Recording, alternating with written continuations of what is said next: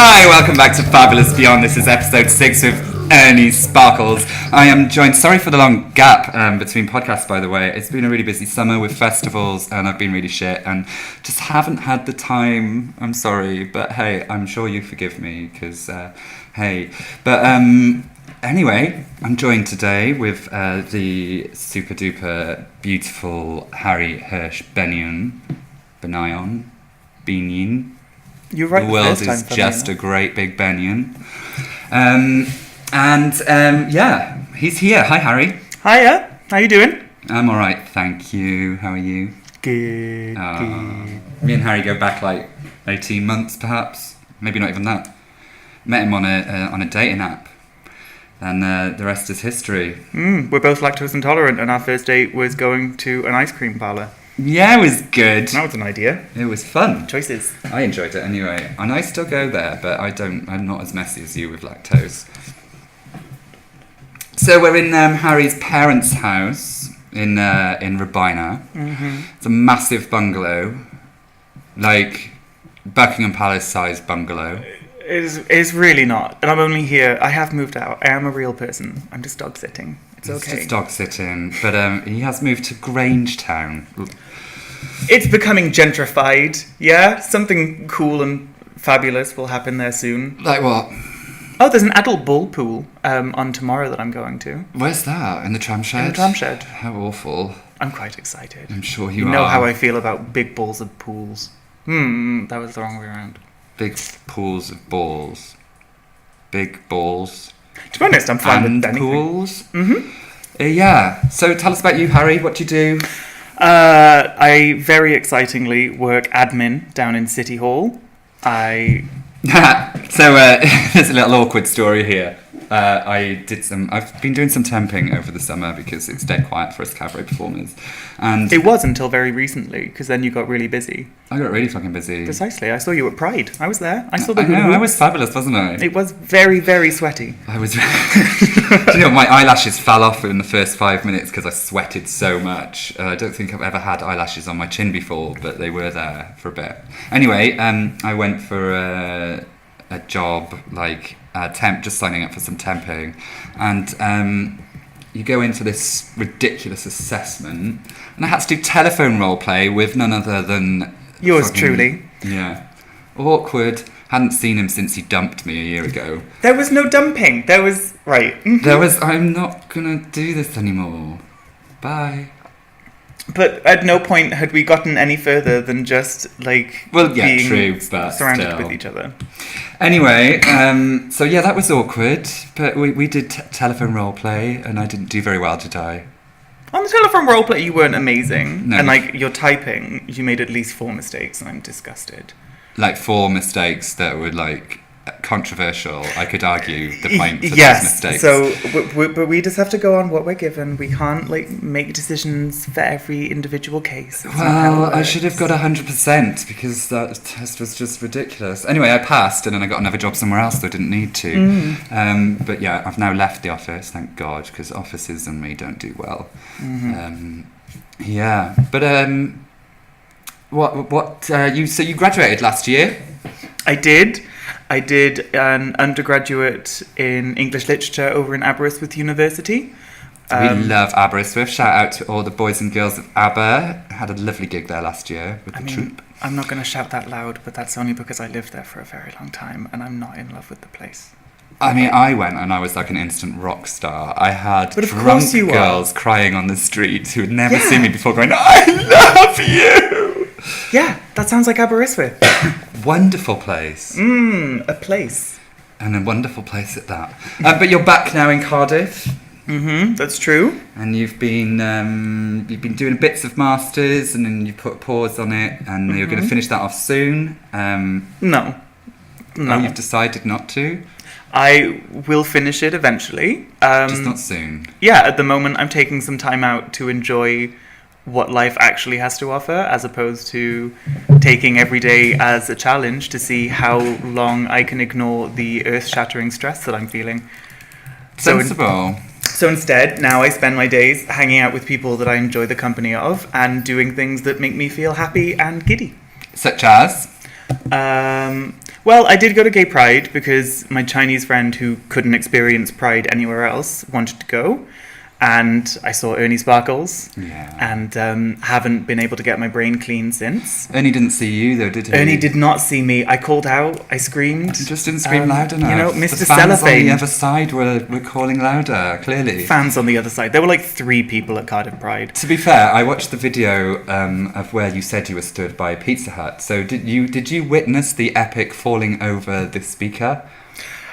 I saw you like backing up, and obviously the people behind you had stopped because they kept telling people to stop at random times. And I saw you backing up, feeling excited, and like stumble. I don't know whether that's the epic falling over. So yeah, on the live video of the whole Pride Parade, I'm the only person filmed falling over. Oh, that's brutal. It was great. Yeah, I mean, it gets you noticed. It does get me noticed. The man went, "Oh look, pussycat falling over." Ooh, good save. I mean, like, that's probably going on my next poster. Because that's probably all that's. That is one of the most out of context things you could put on a poster. Ooh, pussycat falling over. Well, not necessarily, because maybe my show will feature a falling over pussycat. I'm trying to think of a pun based on cats and alcohol. I don't think there is one. Think away. Talking about alcohol, what have you got there? Meabsinthe? Absinthe. Meabsinthe? Meowsinthe? No, it didn't work. What I have here is a lovingly provided bottle of Prosecco. That was better than Meowsinthe. It was, but it wasn't great. It wasn't the most amazing thing I've ever heard. Let's hear it pop, Harry. Right. Pop my cork. Oh, hey! there it goes. The noise that leads to all bad decisions. Bring it on. I bought 2 bottles. Well, I bought 1 bottle and I don't know what the other one is. Somebody gave it to me and I haven't drunk it yet. So okay. I can't remember who gave it to me. Oh, Kai and Charlie, who did my documentary. It's okay, because anything drunk out of hand-blown champagne flutes is always going to taste better. I'm sure it does. Yeah. So, yeah. Cha-ching. I'll ching-ching you now. Bing. Yum, yum, yum. Right, so, are you ready? Mm-hmm. Let's talk fabulous. Woo! Woo! What is fabulous? Okay. So I had some time to think about this because you've asked me to do this podcast like 3 times and I always have Bailed. Yeah, you know, social Why did you anxiety. cancel last Sunday, Harry? Oh yeah, no, okay. So last Sunday I bailed because I got a little too fabulous at a party and made terrible life decisions. Terrible life decisions, not fabulous. Like, he was a guest at a party. Right, could we just not? I have regretted my decisions. I'm not going to go into details. But he made a fucking tit of himself and me. It's okay, it's only your reputation on stake. Yeah. I never had one. I was planning on using the hosts in my next project. They're now not talking to me. No. No, I'm joking. No, of course not. Thank They're you. on board.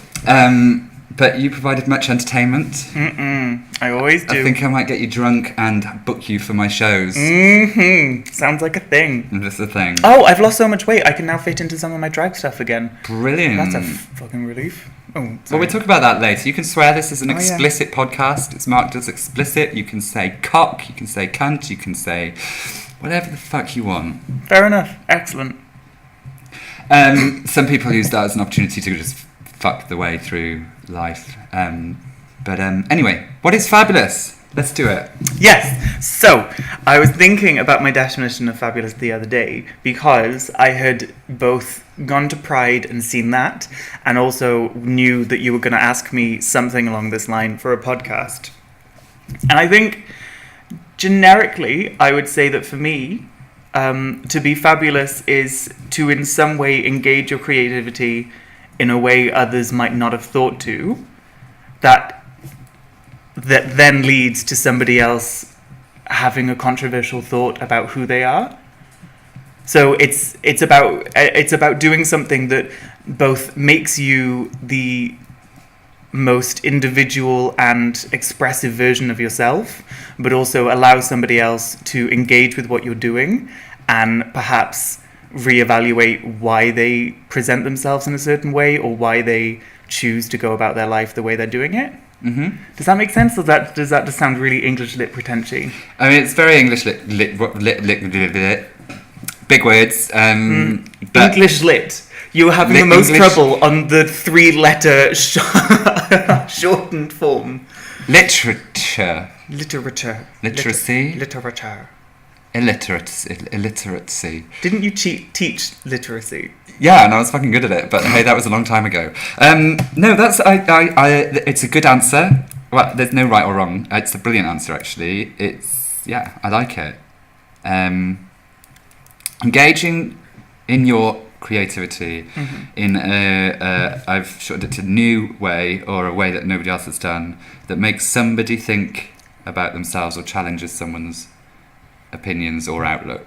Yeah. Because, so people see Ernie Sparkles, wearing udders and rolling a hula hoop about his nipples. And they don't necessarily have to think, well, why am I not wearing udders and rolling a hula hoop around my nipples? But they can think about, what is he doing about his gender expression? And what is he doing about, people could take it to talk about animal rights if you're doing cow stuff and all of that. And they could think about how they engage with the produce that they have and come about some new age way of living that they want to do. It's about each individual's interpretation of what someone's doing. But hopefully that'll always be a good thing. Some interpretations of some things are not great. So what thoughts did you have watching Pride last weekend what triggered that definition?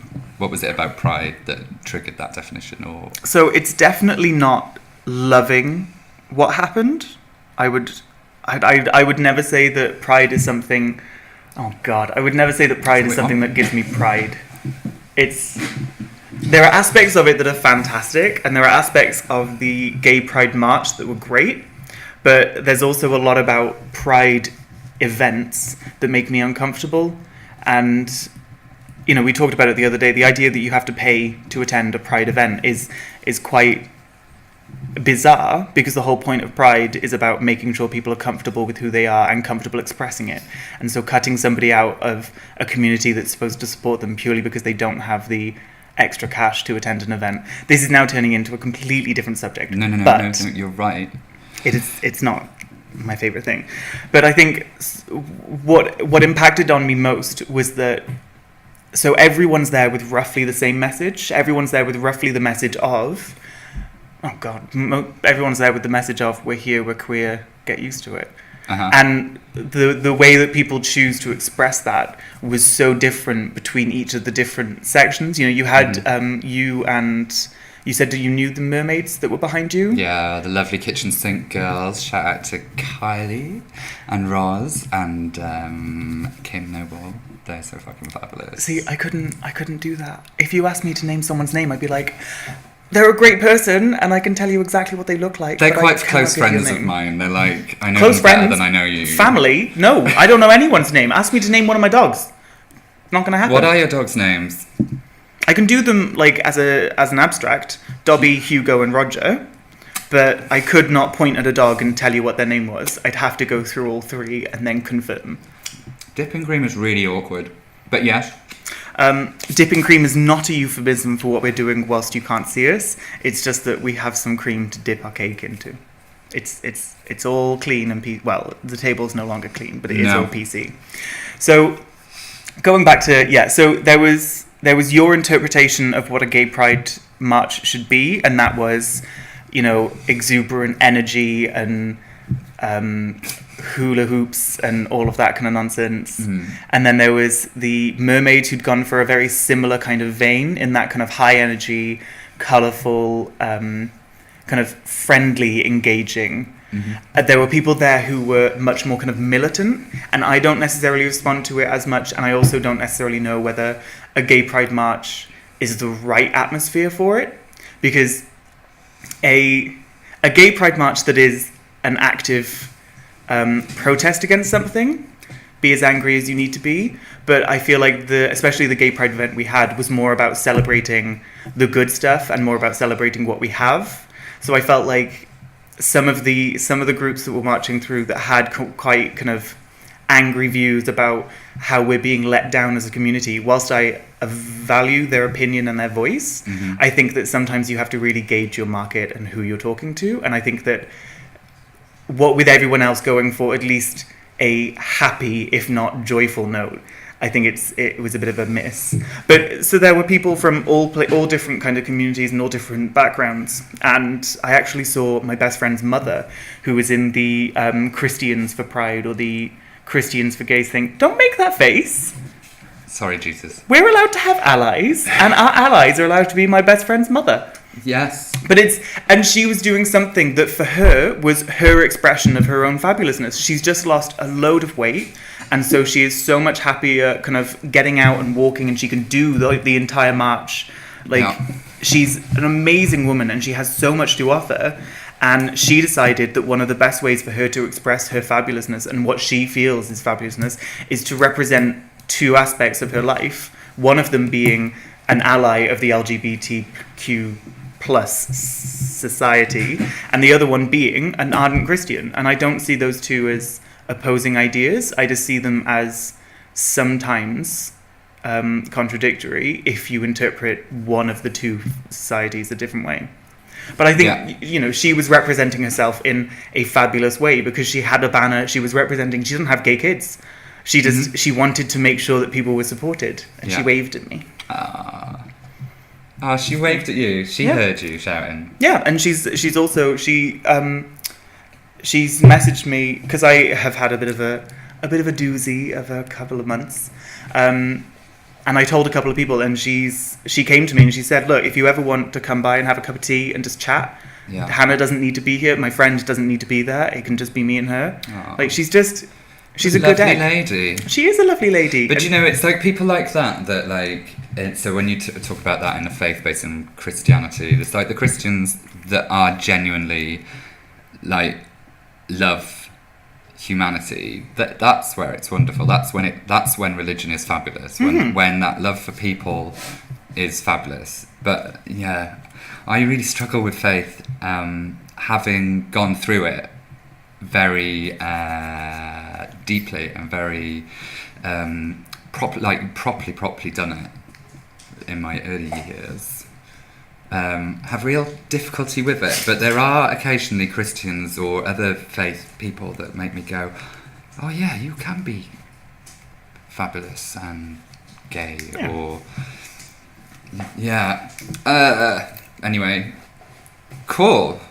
So Pride, it's interesting what you said about Pride, and maybe it wasn't the right platform for some of the things, because I kind of felt similar.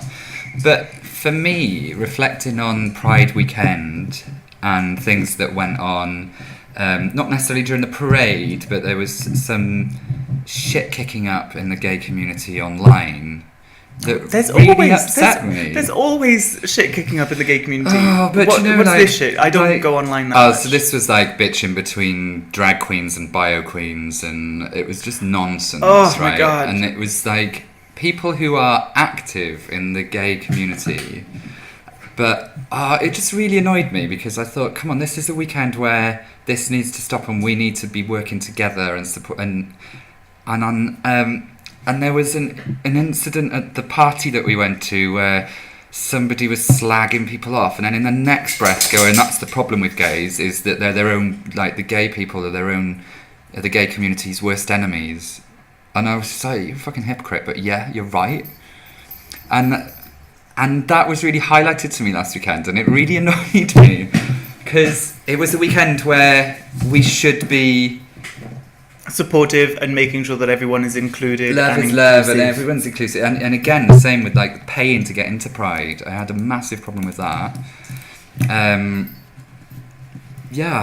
It's a shame. But, that stuff goes on all the time, but I just figured, last weekend should have been not that. Yeah. I finally remembered that quote that I was going to tell you, or I told you, but I couldn't remember. It was the, as far as I'm concerned, being any gender is a drag. It was Patti Smith. Patti Smith. As far as I'm concerned, being any gender is a drag. It's just that argument between bio queens and drag kings, and you get that whole kind of smorgasbord of drag, and they all seem to have, or they sometimes seem to have a kind of hierarchy. Yeah. And I never understood it, because the whole point of drag is not to impersonate a specific gender. It's just to make people question, or even just have another look at what gender is. The thing that makes me laugh, exactly, and it's the thing that makes me laugh is this hierarchy amongst the drag community. Like, I don't consider what I do to be drag, but of course it is. Just I'm not a drag queen, but I do a male form of drag. Yeah, I would say you're a gender fuck, but it's drag because I exaggerate things. But really, for me, drag is just gay clown. It's just like that exaggeration of a trait or of a look or of a thing to have some kind of commentary or some kind of question, raise some kind of question about a thing, and like that's what clowning is. That's what drag is. Hugo needs to say something. Yeah, there we go. Fabulous. Come on, sit. Lovely white Labrador here. A very stupid Labrador who just needs love, attention, and some self-control. Hugo, Getting some fuss in. sit. Gorgeous boy. Hugo, come on, sit. Yes. Sparkles loves you. Sit down. If he sits and lies down next to your feet, you'll be fine. Anyway, as far as I'm concerned, being any gender is a drag. Patty Smith. Patty Smith. Talk about that. Carla went out, my mother, went out to a food fair and found this girl who was, apparently she couldn't have been older than maybe like 25, kind of obviously out of some kind of art-based university course. Yeah. And she was just trying to do something. So she was at this kind of like craft food fair thing, and she had some embroidery, those little embroidery circles that I can't remember the name of. Yeah. And she was just doing these embroideries as she sat there having a chat, having a laugh. Nice. Having a whale of a time. And one of them that Carla saw was, and Carla's always had this kind of thing about the gay. Carla is your mum. I know, I said that. I said Carla, my mother, okay, and then moved on. I didn't See? know that. He tries to correct me, and sometimes I'm right. I wasn't correcting you. I was just informing the listeners. Because if they missed it like I did, they wouldn't know. They'd be like, who the fuck is Carla? Does it matter? No. But in any case, so she's always had a bit of an issue with the gay community, and very specifically with drag. A lot of it comes from the fact that she's a nurse that deals a lot with... She deals with a very weird demographic of people, where she gets a lot of students, and she also gets a lot of like migrant workers and things. Mm-hmm. And so she sees a very kind of twisted section of what the gay community is. Yeah. Because if they're going to the surgery to see Carla, they think they've got some kind of STD, and sometimes if their language isn't amazing, it's hard for her to get across the information she feels like she needs to about, protection and making sure everything's safe. And so she's always had this kind of thing about making sure I'm not dealing with the people she deals with, because she would just rather I avoided them. And there's also, especially from people who aren't from Britain, you get that whole kind of the separate community's feelings about LGBT people, and that's something she has to come across with. And so I think a lot of her anxiety about it comes from knowing about different types of gays that are out there, right, and not necessarily seeing the wider picture. So in any case, Carla going out and getting this thing for me. Yeah. Sorry, we will settle Hugo now. Okay. Carla going out and getting this thing for me that says, as far as I'm concerned, and being any gender is a drag. Yeah. It's a move from Carla. Yeah. So I quite like the quote, because I think that partly it resounds with my idea of what drag is, in that I view it as literally just anything that makes you question how you react to kind of gender politics. Mm-hmm. And that can be from anyone. That can be from straight, like you can go for the worst person in the world. You could go for a straight white male, yeah, or you could go for anything. Anyone has an opinion, and anyone's opinion is worth hearing. If not, anyone's opinion is worth hearing. It's not necessarily worth acting on. Is what I would say. Like, you should listen to a racist in order to be able to talk to them and converse with them, Yeah. you maybe shouldn't act on what they're saying. No. But you should listen to just to get an understanding of where they're coming from, because you Yeah. can't really tackle anything until you know. Why they have so much hatred. Yeah. Yeah. Hmm. But yeah, so I've quite liked that quote, partly because of what the quote says, and also partly because it's brought... It is by my definition a fabulous quote, because it forced my mother to look at her interpretation and to question whether it was wholly valid. Yeah. And so what she did was she bought it. She gave money to someone who had not necessarily created, but had regurgitated this quote. Yeah. And she brought it to me and gave it to me as my birthday present in what I see as a very kind of personal gesture. So, yeah, RuPaul has a very similar quote, "All naked and the rest is drag." It was pretty much saying the same thing, I guess. So, fabulousness is fabulousness limited to drag and the queer community? Well, no, I wouldn't say in any way. In any way was it limited. I mean, I think that by my definition, which I am almost entirely comfortable with, I think I would gladly discuss whether it had limitations, but I think it's fairly easy. I think it works, it fits quite well. I would say that what Carla did by bringing me that quote was a fabulous action, because she was expressing her true self, and she was doing it in a way that allowed me to better represent myself to her. Yeah. I think that there are lots of ways that people are fabulous that they don't necessarily realise. I think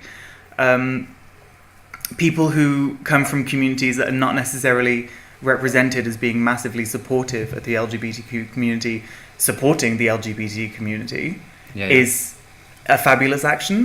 I think that, so if somebody comes from a background, let's say that somebody is, diehard Christian, and then decides to go out and represent the gay community and make them feel welcome, that is a straight ally doing something that is truly fabulous. They are representing themselves as they want to be seen, and also engaging with people on a level where they can represent, or they can reconsider how they view Christianity and how they consider the LGBT community, LGBTQ plus. LGBTQIAP. Good plus. Lord. Lesbian, gay, bisexual, transgender. No idea. Queer. No idea. No idea. No idea. And then everyone else. Lesbian, gay, bisexual, transsexual, transsexual, Transvestite is merely dressing up in a way that makes you feel sexual gratification. Yeah. Lesbian, gay, bisexual, trans... I don't know what the other T is then. There is two T's. Queer, questioning, intersex, ally, pansexual. What's the most fabulous thing you've seen?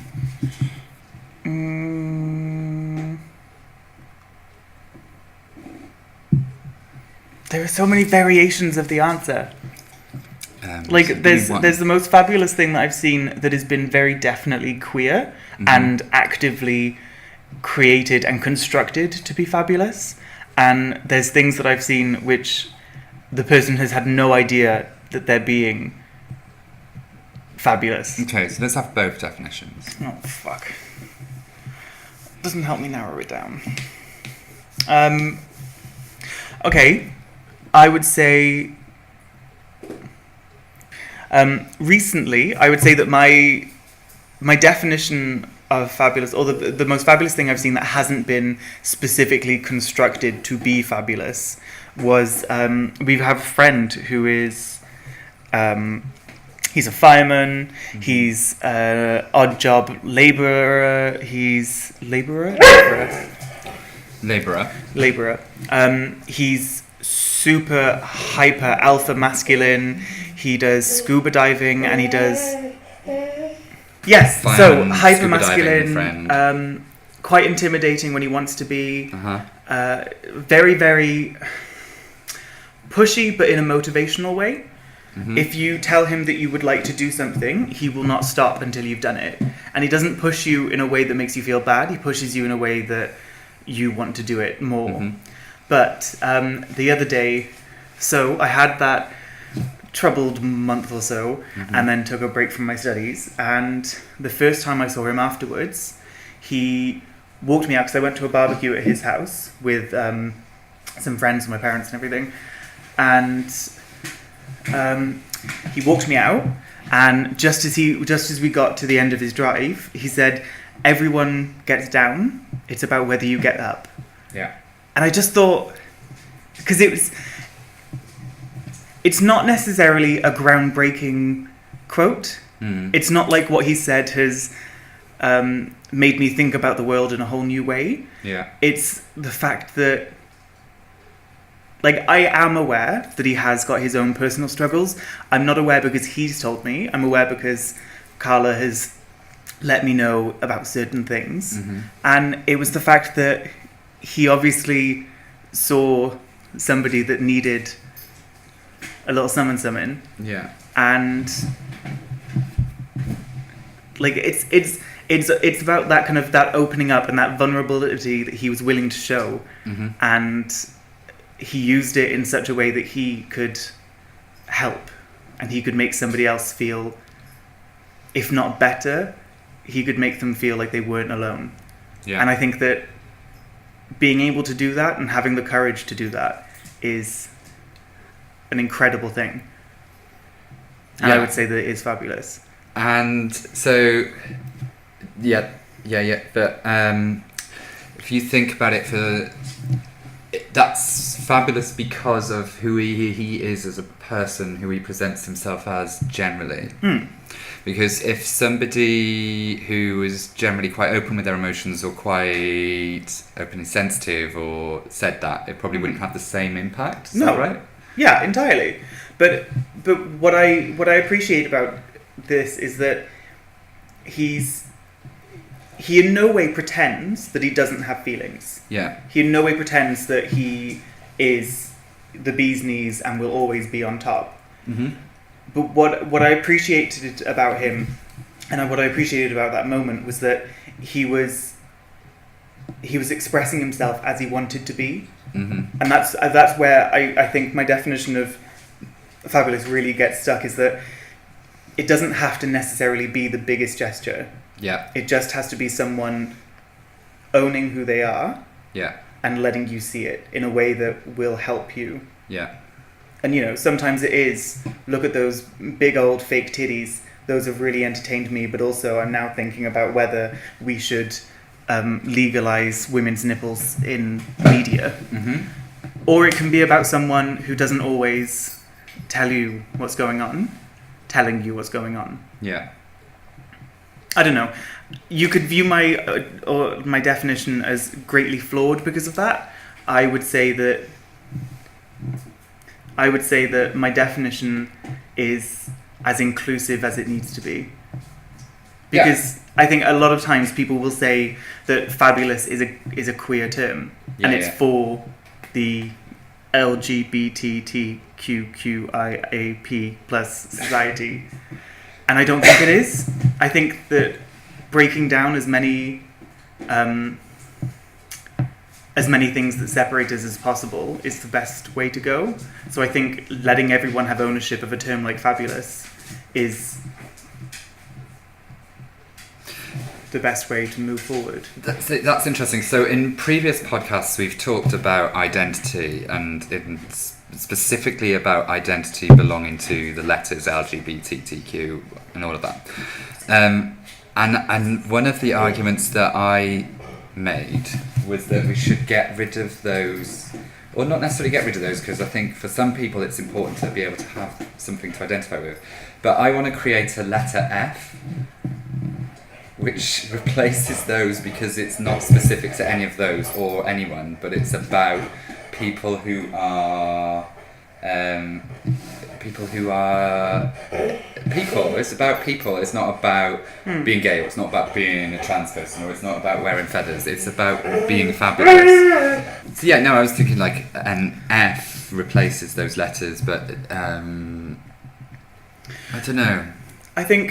I just tried to think like where, like, being fabulous. I don't believe that fabulous is restricted to queers or gays or anybody. I think it's like anybody who can express themselves in a way that positively reinforces or challenges people's thoughts. Okay. Stepping on my definition there, bitch. Yeah, but listen back to the podcasts. Like, you're not the first one to say this. I don't have access to iTunes. Well, you've got internet. I know. You've got YouTube. Show me receipts of where you have put, like... Just fucking go on the internet and the Fabulous Beyond Facebook group, or the Fabulous Beyond... When do I use Facebook? Like, I don't know, if I go onto your Facebook, I'm sure you might have posted something. I've got one post from today where Fergie's... Well, you went on there today then, didn't you? Fergie has announced a new album, and that is something I am deeply excited for, okay? And don't you dare... Fuck off, Hugo. And don't you dare come between me and my Fergie. But the last time... I love Fergie. The last time that I posted on Facebook was announcing that I had taken a break from studies, and the time before that... That was 2 weeks ago. Yeah, and the time before that, I think... Because my phone for some reason reminds me how long it's been. Okay, that's fine, but like Fabulous Beyond has been going for 3 months now, and also, as well as that, like, I've also sent you the link... And told you where to click it. And asked it, what do you mean receipts? Show me receipts. Show me the message where you send me the link. Oh, I've looked back on WhatsApp. It's fucking ages ago, but I would have sent it to you, and I probably would have invited you to the Facebook page. Go to Facebook. I bet there's an invite. There probably is. Ernie Sparkles invited you to this, and you've ignored every single one of them. I don't check. But it's on iTunes. Yeah. It's on Google. I will catch up. I mean, do your research. No, it's fine, because actually I quite like it that people don't listen to it. As in, not like, I kind of... You like it that they don't listen to it before they then go on to it? Yeah, because I like it to be people's opinions, people's thoughts. I don't like them to be preconceived. Mm-hmm. And I guess if people have listened to 5 other people explaining what fabulous is, then they know kind of what the line of inquiry is, I guess. One interesting thing you said is pride doesn't give me pride. Yeah. Okay, so pride as a movement is very definitely a worthy cause and something that should be celebrated and, carried on. I think that pride events tend to turn into a competition of who is the skinniest, blondest dick pig, and who is the biggest, buffest muscle daddy, and that tends to. I understand. Is that pride, or is that the queer community? Is that the gay community? Oh, I think it's the gay community, but I think that pride events realign the focus and make it very, very clear that there is a hierarchy, and I understand that people can have preferences. I have my preferences of what I think is attractive. Yeah. However, I would never say that what I don't think is attractive... Like, I would never say that you weren't as gay as me. Hey-oh! Come on, that was an insult. Like, I'm proud to not be as gay as you. Aww. No, but it was more an insult about, like, I was saying I don't find you attractive. That was, like, the joke. Yeah, that's not funny, though. Okay. In any case, no, but so I feel like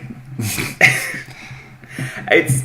Hang on, how is, like, that's not saying you're not, no, wait, I'm not as gay as you, that's not as saying you're not attractive. I don't understand that. Okay, if you follow the thought, so I understand that people are attracted to specific things and that they don't have to be attracted to anything or everything. Yeah. I would never say that a gay person that I was not attracted to is therefore worth less than somebody else that I think is attractive.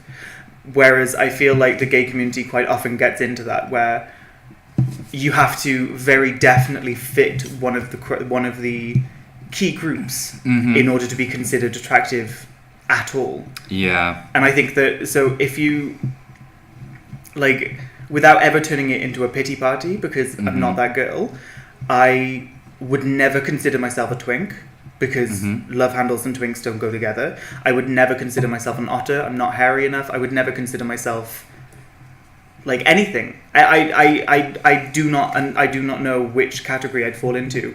And I think that there are lots of people that have the issue where they're not necessarily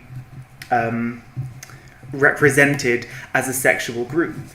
And I think that is both harmful on a sexual level, in that you won't necessarily, you will be overlooked quite frequently because of, like search terms. People search for specific things. You don't come up, you don't have the opportunities. But I also think that there's quite a lot of people where they say, okay, there are bears, there are daddies, there are otters, there are twinks. You have to be the twink, the bear, the otter. You have to be everything that they're supposed to be. If you're a bear, you have to be into like leather cuffs, big chest, hairy as fuck. Like it's very, very prescriptive about what you can be. And I think that because of that, you do get a hierarchy of, you may be a bear, but you're not like the bear. So you are therefore worth less than that other person. I think that happens a lot, and I don't necessarily respond to that. However, if you are a muscle daddy, I mean, like, hello, and I'll give you my address. Slut. Okay, categories are interesting. Why do you think there is that? Why is there categories? Well, I mean, it has. Why is this wet? Sorry. I have no idea. I wash my hands. It has to come. It has to come from. I don't know.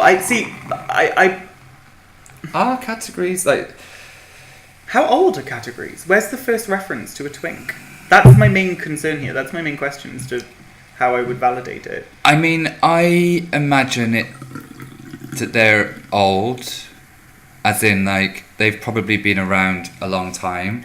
But I how reckon old? Are we talking like when gay was understood but not legal, or are we talking before gay was a thing? I don't know. Like I couldn't really comment. I don't know. I guess it became more mainstream with the rise of the internet and porn and... Or just hookup culture in general, the kind of which came with promiscuous... The internet. So, yeah, like, I'm trying to think, like, my early days were still dial-up plans, so we had gaydar, but it was very different to Grindr, like online dating now.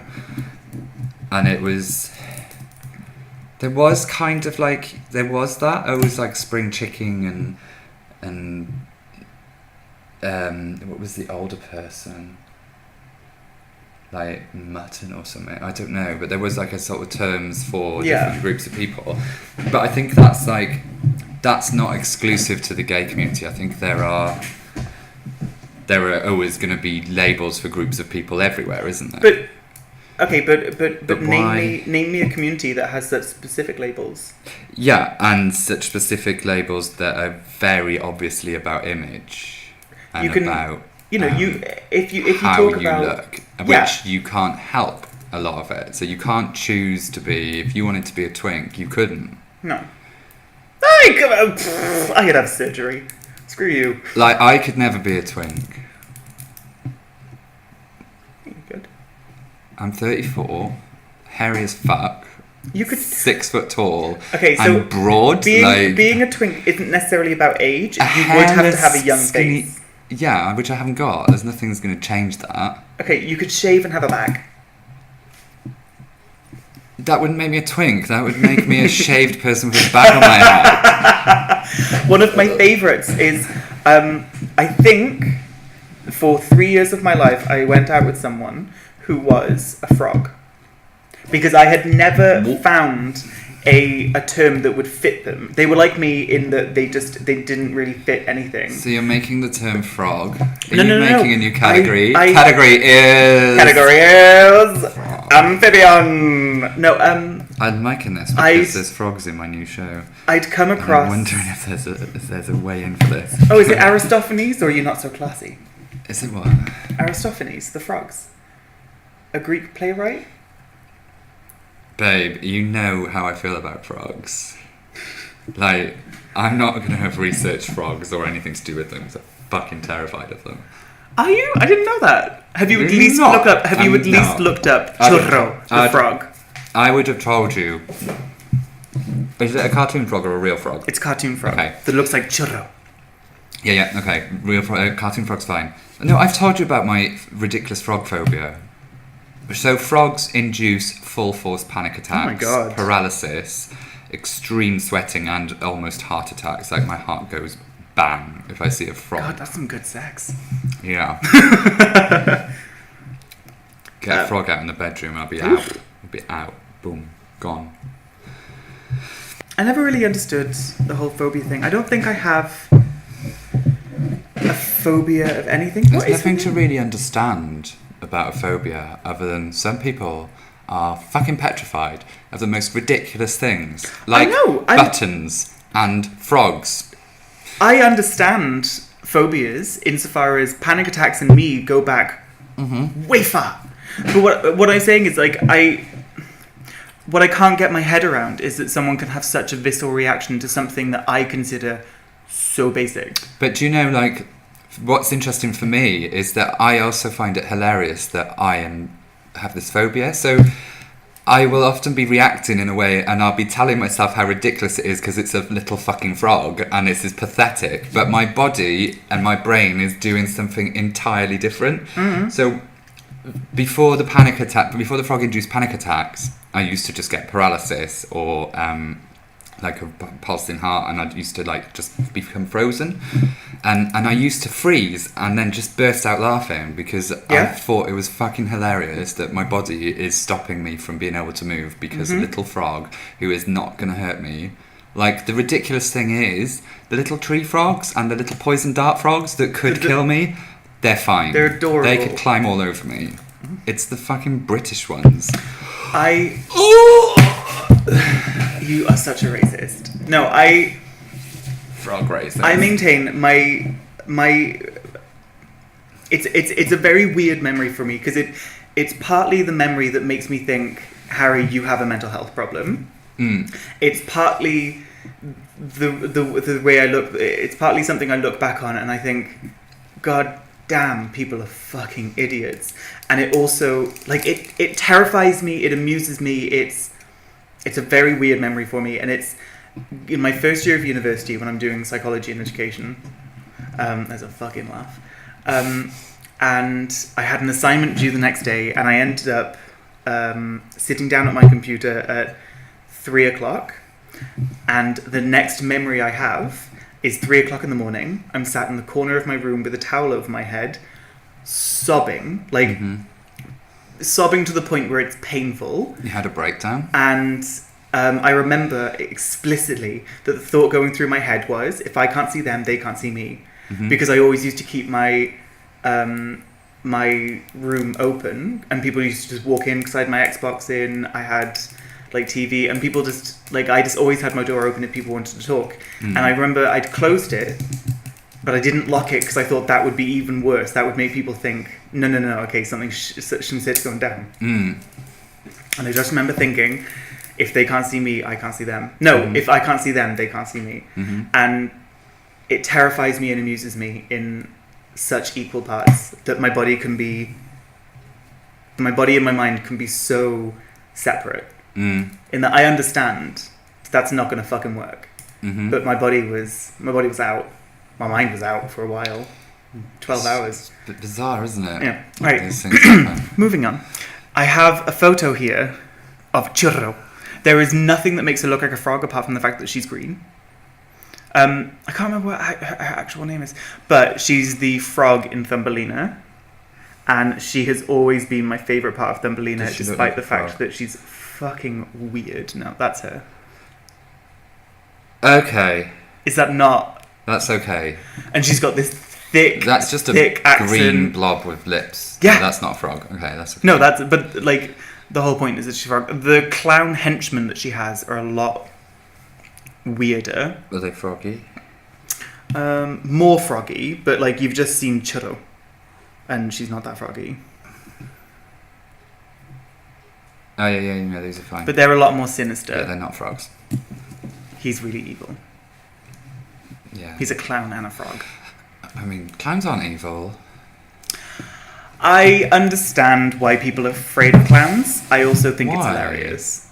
Because What is terrifying about a clown? you've got that forced smile kind of thing, and No, okay, like the traditional clown white face. the traditional clown that has white face, and also I think a lot of it also comes from clowns at the end of the day or the end of the party. They've gotten sweaty, everything's kind of smudged a little bit, and they're not the clean, happy clown that came in. They're suddenly the kind of the tired, not so happy. Me at the end of the Pride last week. I mean, Yeah. you 30 minutes into Pride with an eyelash on your chin, like. I had one on my tongue, which was quite fun, batting an eyelid on your tongue. 10 out of 10, do that for a look. I totally did. But For about a minute. I understand where people get off with this whole kind of clowns are creepy thing, because it is someone that's drawn a face onto their face and then. But that's no different to a drag queen. People think No, drag but- queens are fabulous, but Yeah. a drag queen is a fucking clown. Ask Bianca Del Rio, like probably one Okay. of the most famous drag queens in the world, and she's like, drag is just fucking clown. Or she would put herself as a clown before drag queen. I know, but I think if you saw Bianca Del Rio, I mean, one, I'm pretty sure there is a lot of fucking like setting spray, hairspray, Of course there is. whatever. But I think if you saw Bianca Del Rio when it had sweated, when it had marred and Yeah. blurred and everything, I think she would be a completely different character for you. Because you're painting a face onto your... Like, she paints a smile in. She doesn't have to smile. She paints a smile in. Clowns paint a smile onto their face. But when you see them with a smile on their face, with a smile painted onto their face, but no smile, Yeah. it's that kind of psychopath, Have hidden you ever seen agenda Puddle's thing. Pity Party? He's so fucking good. He sings with... he's a clown that sings with Postmodern Jukebox, and he deliberately does, like, sad... and sings like things like Mad World and Chandelier, but in a very sad way. He's so good. See, he will do it occasionally. Take himself off. I think his eyes are open. Oh, well, he's taken himself off and he's quiet. That's all we can wish for. Yeah. Wow. You wish the same thing of me, don't you? Last week I did, yeah. Oh, let's not. Come on. These people think I'm a cool Can I person. tell the people what you did? No, because I'm you gonna- don't even know what you did. But so I'm it'll gonna- be like you'll be finding out for the first time, like all the listeners. Because I'm going to tell you to cut this section of the thing out, because you told me I could cut things out if I didn't want to have them on there. Well, you can't. Oh, we need to do this. Are you happy for me to record your voice and use it for podcasting and publishing purposes?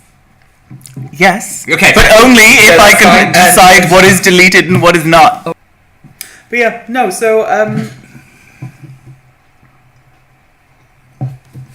I don't know. I would say that my definition of what I think is fabulous is broad enough to encompass all of the ideas it should, but also not broad to the point where it doesn't mean anything. And I genuinely do think that anything can be fabulous as long as the intention is there. Mm-hmm. Even if it's fucking shit, it can still be fabulous. Is fabulous important? Woo! Yes. In the same way that social change is important, fabulous is. Because fabulous is an easy and engaging way to get social change to happen. Because if you if you take gay pride as an example, you had Ernie Sparkles hula hooping, you had the mermaids, and they got huge amounts of cheers. They got huge amounts of engagement in that people wanted to be involved. You know, people started shaking their pelvises. People started moving. They started responding to what you were doing. And then you had a second group of people come through who were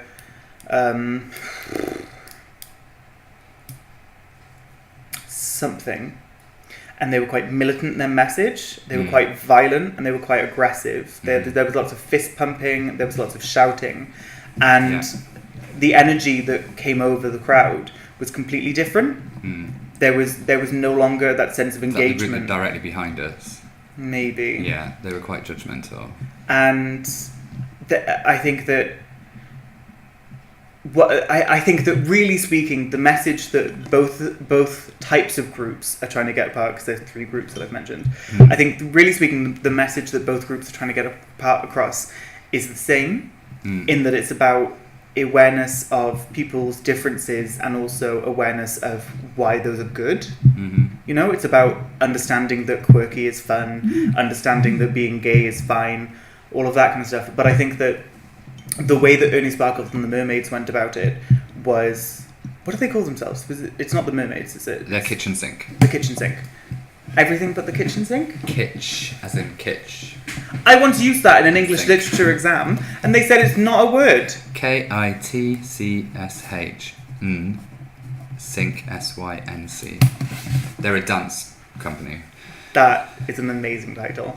But I want to use the word kitsch in an exam, and they said it's not an appropriate word. And I'm like, but he's describing something that is like overly sweet and flamboyantly kind of... it is a word, and I think, albeit possibly a German word, but it is a word. But in any case, I used it and explained it. Maybe it's a colloquialism.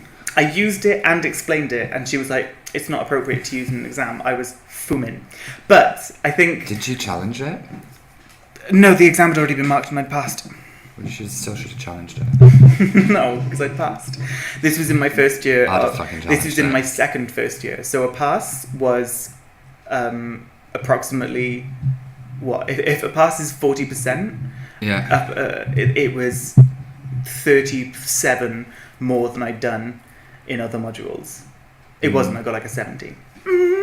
Yeah, no, so what I was saying, and I'm not 100% sure I finished the thought, so you're going to have to go through and listen maybe to me say this twice, is, so I think the reason we need fabulousness is in order to get a message across in a way that engages, and I think that Kitchen Sink and Ernie Sparkles gave across the message of change is good, individuality is good, and we're here to make sure that you're having fun. That came across really well, whereas the group that was much more militant, much more angry, much more aggressive, they got not nearly half the response that you got. And I think that whilst the message is perfectly understandable, you know, we want change, I think that it's more readily accepted from a group wearing wigs and hula hoops.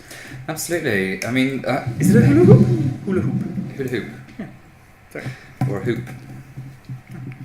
I don't really know where hula comes from, because it's not hula. Well, I suppose like hula is a dance form from Hawaii. Like, yeah, but I suppose in a bastardizing Western way, you kind of move your hips in the same way a hula dancer would move their hips. Not if you're hula hooping correctly.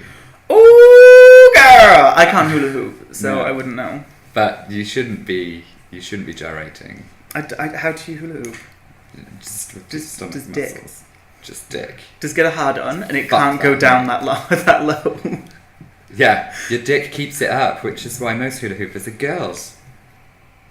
Yay, so thank you, Harry. Thank you for this lovely chat. And just before we go, I'm going to give you a list of words. Fabulous, not fabulous. Ready? Just fabulous and not fabulous. That's all. Okay. Just going to try and sign this off without bringing it to an abrupt end. It's a game I play with some of my guests. Lampshade. Fabulous. Carpet. Fabulous. Wallpaper. Fabulous. Dildo. Not fabulous. Window. Not fabulous. Car park. Not fabulous. Tree. Not fabulous. No? Why? Weeping willows. It's the first tree I think of. Oh. They're not fabulous, but they are dramatic. Oak tree. Nah. Magnificent. But that's not fabulous necessarily. No, but magnificent is a word. It's true. Dynamisticity is not. Dynamicity. Fabulous, not fabulous. Miss Dynamicity. Miss Dynamicity, fabulous. Dynamicity, not. Sparkles! Just to annoy you, I have no answer. You're a whore. Whores. Fabulous. Thank you very much, Harry. You've been a super guest. We love you. Goodbye. Yeah. Bye. Yeah. Join us next time, Fabulous Beyond episode 7, with the wonderful Alan Sugar. Alan Saunders, playwright, Welsh queer playwright, father of 2 boys. I think they're boys. Father of 2 children with his husband. Speaking to you next week. Thank you. Bye.